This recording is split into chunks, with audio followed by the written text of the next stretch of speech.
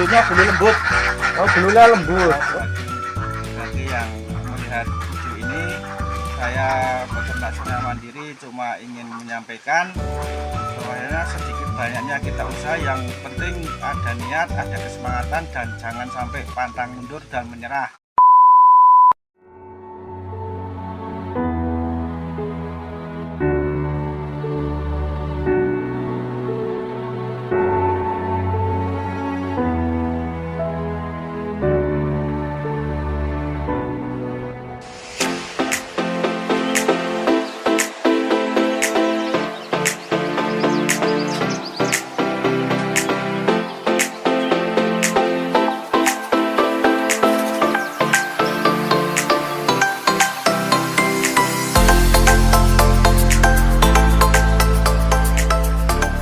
Kembali lagi di channel Galeri Anak Gembala. Kali ini kita ada di daerah Lindisari, Kabupaten Magelang. Di sini kita akan melihat peternakan bebek petelur. Tetap ikuti perjalanan kita, teman-teman. Let's go.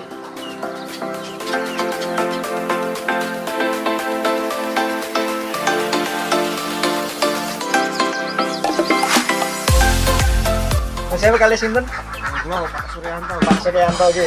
Baik teman-teman, di sini kita ada Pak Suryanto. Beliau adalah peternak bebek petelur, gitu.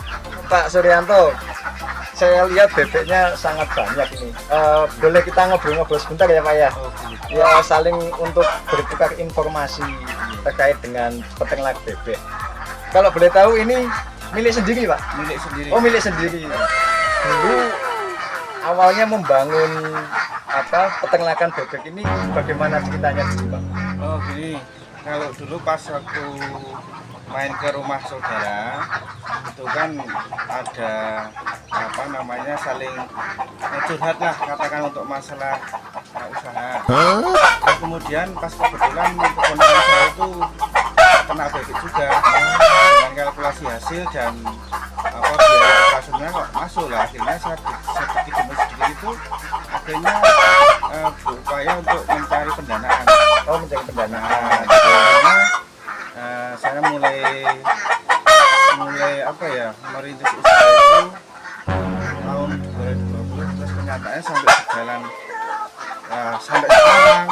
Kalau dulu masih banyak populasi mas, tapi karena bebek itu kan ada copot gigi dan sebagainya, akhirnya sementara dikurangi. Oh, dikurangi. Karena juga perbaikan kandang masih kurang memadai, akhirnya untuk sementara masih saya sisakan yang ada ini. Rencananya nanti untuk bulan besok insya Allah ada penambahan, karena untuk bulan sekarang ini karena cuacanya mas, cuacanya itu kurang begitu bagus untuk bebek gitu. Jadi itu terus untuk yang sampai sekarang ini ya telurnya pun juga ada semacam pengepul lah. Kalau dulu pengepul itu sampai 4-5, sekarang cuma melayani 1 mas. Oh, jadi kan Pak, sudah ada yang ngambilin di sini ya, otomatis sudah kan ya. Oke. Biasanya Pak untuk produk telur sendiri itu dalam 1 hari sampai berapa kilo telur bebek Pak? Kalau gini mas, kalau bebek itu telurnya tidak kiloan. Butiran, oh butiran. Kalau saat ini rata-rata ya 2.200, 2.300 Per butir. ya. Tapi kalau tetangga ini misalkan beli 1, 2 sampai 5 ya hitung 2.000 mas. Oh, kalau tetangganya dihitung 2.000, kalau yang pengepul dihitung 2.200. Biasanya kalau ngambil telur itu pas pagi atau sore Pak? Pagi. Oh, pas pagi. Oke. Oke. Kemarin tadi pagi sudah saya ambil. Sudah diambilin. Sudah diambil pengepul juga Pak? Tapi karena kemarin sudah diambil, jadi untuk ini kan nunggu berapa hari lagi diambil lagi. Terus Pak, ini supaya kondisi bebeknya itu bisa maksimal untuk produk telurnya, itu ada tips khusus dalam merawat bebeknya enggak Pak? Ada. Itu yang jelas untuk perawatan bebek itu bebek kan yang jelas kalau pakannya itu terpenuhi, terus bebeknya juga bibitnya bagus, insya Allah produksi sampai 90%. Itu tergantung pengaruh pakan, Mas. Oh, pakan. Kalau di Pakannya sini juga menentukan. pakannya pakai apa, Pak? Katul atau anu? Kalau dulu pakan pabrikan, Mm-hmm. tapi kalau sekarang nyampur sendiri, Mas. Oh, nyampur sendiri. Karena biaya pabrik untuk pakannya sudah mahal. Oke. Jadi punya pemikiran wah lebih baik nyampur. Cuman hasilnya juga tidak seperti pabrik. Kalau dari pabrik hasilnya lebih banyak atau lebih sedikit, Pak? Kalau dari pabrik itu bisa kemungkinan 90% 95. Oh, gitu. Tapi kalau nyampur sendiri maksimal itu 75-80%. Oke. Jadi memang dari sananya sudah diperhitungkan. Mm-mm. Nah ini alatnya juga ada manual, Mas, ini. Oh iya, alat untuk penyampurnya manual ya. Manual. Oke. Kemudian dalam kondisi khusus ya, Pak ya. Kalau misalnya ada bebek yang sakit itu kemudian langkah-langkah apa yang dilakukan Pak Sur untuk mengantisipasi apa atau mengobati atau merawat bebeknya itu sendiri, Pak? Iya. Gini, Mas. Kalau bebek itu yang jelas kan kita tiap hari mesti langsung bertemu langsung dengan yang dipelihara. Nggih. Jadi sewaktu ngasih makan itu kan kita juga melihat dan menunggui Nggih. karakter bebek yang tidak sehat itu nanti sudah kelihatan. Oh, gitu. Nah, karena apa? Nanti cara makannya pun kadang makan, kadang enggak, kadang sampai mojok, Mas, pojok. Nggih. Nah, itu berarti tidak sehat. Nanti kita pisah.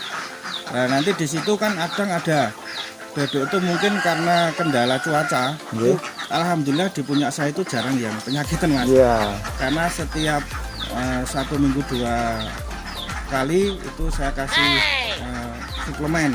Oh, kasih suplemen vitamin tambahan untuk daya tahan tubuh bebeknya Iya, sendiri itu ya, Pak ya. Ada. Oke.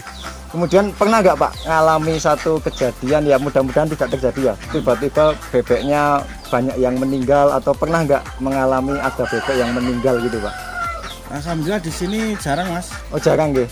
Cuman kalau ada yang mungkin karena telurnya terlalu besar untuk dikeluarkan, Nggih. jadi itu, Mas, sampai ada yang namanya itu namanya dubure itu sampai keluar itu loh, anus itu. Oh, kayak anu ya, kalau bolen itu loh ya. iya, kalau di kita ambeien gitu ya, ambeyennya seperti keluar itu. gitu nggih.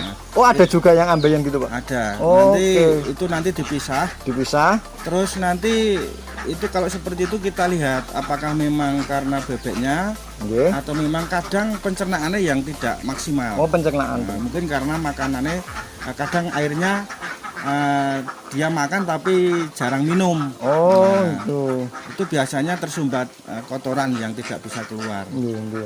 Nah, ini waktunya copot bulu, Mas. Nah, Brodol gitu, Pak ya. brodol. Kalau brodol ya. Jadi ini teman-teman bebek yang brodol ya.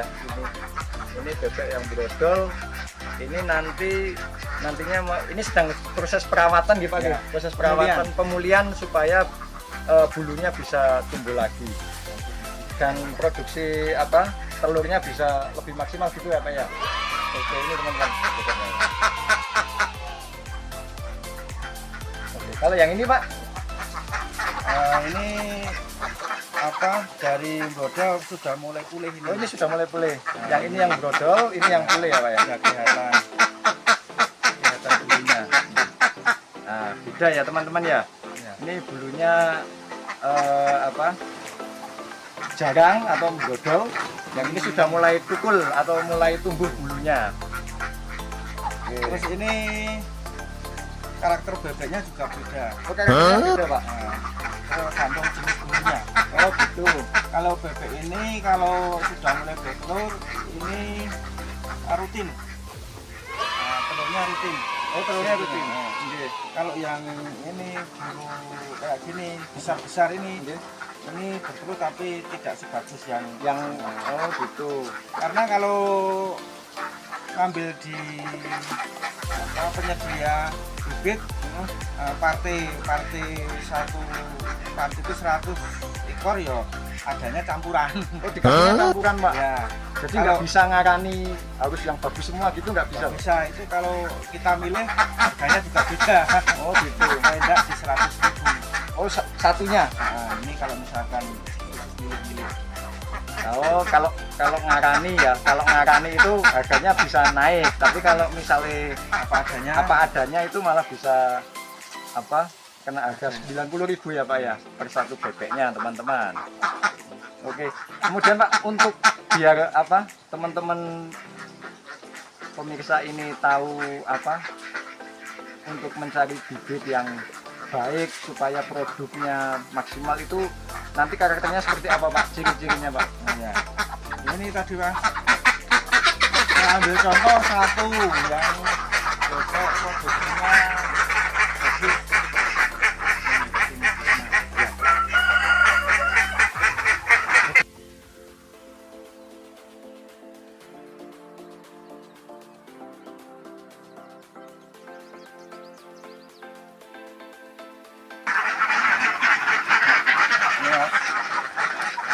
Ini yang produksinya bagus Pak. Ini bulunya bulu lembut. Dalam arti lembutnya itu lembut ini. Bulunya ini kayak nggak besar-besar. Nggak panjang ya Pak ya? Oh. Kayak ini untuk satu lagi. Bulunya lembut teman-teman. Bulunya ini lembut sekali. Ini yang bagus untuk anunya ya. Ini bagus untuk Ini badiannya kan lembut ini.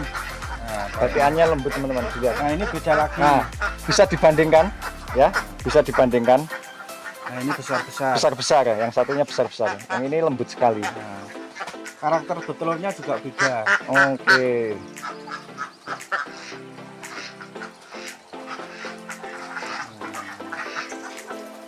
Nah ini apa telurnya? Oh, ini siap bertelur ini. Kemudian kalau misalnya bebeknya itu kondisinya stres, itu juga pengaruh di Pak, hasil telurnya Pak. Oh iya. Jadi berkurang gitu atau gimana? Sebenarnya kalau stres itu antisipasinya tetap kita pakai merang. Pakai merang Pak. Persediaan merang itu sama aja. Oh iya, di sana itu ya. Nah, Oke. Jadi untuk stres itu satu kita kasih merang biar nanti menghilangkan stres, karena nanti noyor itu kan juga akhirnya menghilangkan stres. Oh gitu. Itu biasanya kebanyakan kalau stres itu cuaca dan juga suara mercon Mas. Oh iya. Nah, suara mercon sangat berpengaruh. Dan juga kondisi cuaca, apalagi kalau pas sering gonta-ganti orang yang masuk itu mesti stres. Oh mungkin stres. Mungkin merasa terganggu gitu ya Pak kalau gonta-ganti orang yang masuk. Ya.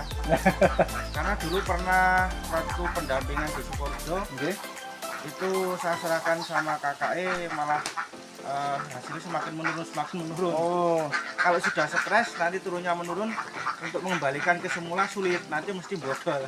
oh gitu. Jadi kalau stres itu istilahnya lek ngopeni terus atau perawatannya lah harus lebih ekstra gitu lagi. Jadi jangan sampai nanti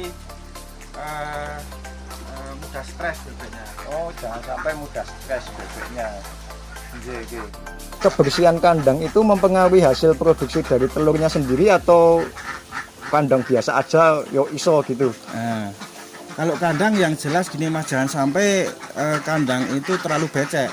Nah, Oh oke, jadi kalau kering ini- ya Pak ya? Jadi kering. Oke. Karena kalau terlalu becek nanti berpengaruh pada bebeknya juga. Oh, Yang jelas kalau misalkan becek nanti ada merang oke. untuk untuk lambaran ini loh. Iya iya iya. Nah, oke. Jadi kalau misalkan contohnya gini Mas, bebek itu jangan sering dibongkar ini beleknya ini. Nah, Oh malah jarang dibongkar beleknya Pak? jarang. Karena kalau dibongkar nanti produksi telur itu berpengaruh, tetap Oh, nanti menurun. oh gitu. Nah, contohnya yang kalau mau bongkar, contohnya yang seperti di pojokan itu Mas. Oke. Di pojokan itu tidak ada bebeknya lah, itu baru dibongkar beleknya itu Mas. Kotoran. Oh kalau sudah bebeknya kosong baru dibongkar. Iya. Kalau ada bebeknya malah jangan itu ya Pak ya? Jangan, karena berpengaruh dengan bertelurnya. Oh gitu, oke. Ya. Kemudian Pak, kalau boleh tahu ini ya Pak ya, dulu apa sebelum pada saat awal mau merintis ini dulu modalnya berapa sih Pak? Kalau ini Mas untuk modal bebek Ya, itu per 1 ekor itu 90.000 Mas, siap telur. siap telur itu Siap 90.000 nggih. Jadi kalau 100 ekor ya katakan 9 juta. 9 juta. Itu bebeknya bebek saja. bibit bebek saja. Untuk stok pakannya ya kalau bebek 100 itu kurang lebih biaya awal itu di 12,5. di 12,5. Yang 9 juta untuk bebeknya yang selebihnya itu untuk stok pakan sampai stok bertelur. Sampai bertelur. Oh, totalnya berarti 12,5 juta itu ya Pak ya, Per kurang 100 lebihnya ekor. per 100 ekornya. Kemudian apa? Cucuk enggak sih Pak? Dengan modal 12,5 juta, kemudian dengan 100 ekor bebek itu ya Pak ya. Itu cucuk enggak hasilnya Pak? Sebenarnya kalau dikalkulasi itu kalau kita melihara dengan populasi sedikit itu nanti hitung-hitungannya cuma ya lebih, tapi dalam waktu 1-2 bulan 3 bulan kita masuk. Nah, ada masukan. Tapi setelah itu kan ada pengurangan hasil. Nah, bebeknya kan sudah mulai bodol lah, itu nanti ketemunya apa pres alias ya bakbuk gitu. bakbuk, itu katakan. Tapi kalau populasinya sekitar paling tidak itu untuk mandiri minimal 300 itu insya Allah nanti tetap sirkulasi berjalan. Nah, berjalan karena di saat ada yang tidak bertelur nanti ada yang bertelur. Gitu. Kemudian Pak, ada nggak apa kata-kata motivasi untuk teman-teman ini supaya yang suka atau yang akan memulai beternak bebek petelur ini supaya dia tergugah hatinya untuk apa namanya mau beternak bebek gitu Pak? Ada nggak kata-kata untuk mereka, untuk teman-teman? Oh iya, terima kasih untuk semuanya, terutama untuk bagi yang melihat video ini. Saya peternak Surya Mandiri cuma ingin menyampaikan bahwasanya sedikit banyaknya kita usaha, yang penting ada niat, ada kesemangatan, dan jangan sampai pantang mundur dan menyerah. Karena kalau benar-benar bebek ini didalami, insya Allah kalkulasi hasil tetap oke, kan seperti itu. Itu ya. Itu dari Pak Surya tadi, kata-kata indah untuk teman-teman semua bagi yang pengen mencoba beternak bebek petelur itu ya. Itu satu kata motivasi dari Pak Surya.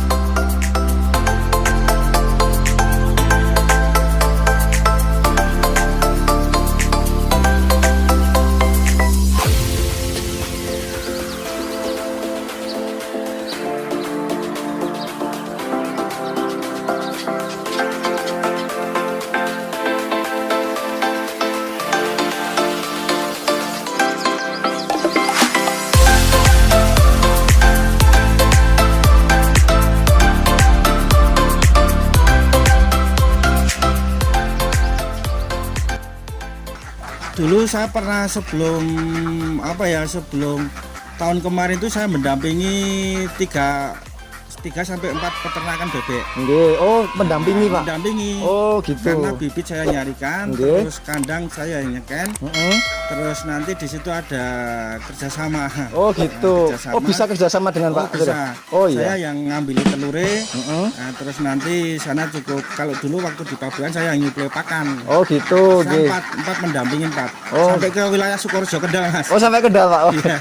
Jadi teman-teman, jika teman-teman nanti butuh pendampingan, nanti bisa via chat ke Pak Sur atau kirim di kolom komentar, nanti kita sampaikan ke Pak Surnya. Gitu ya teman-teman ya.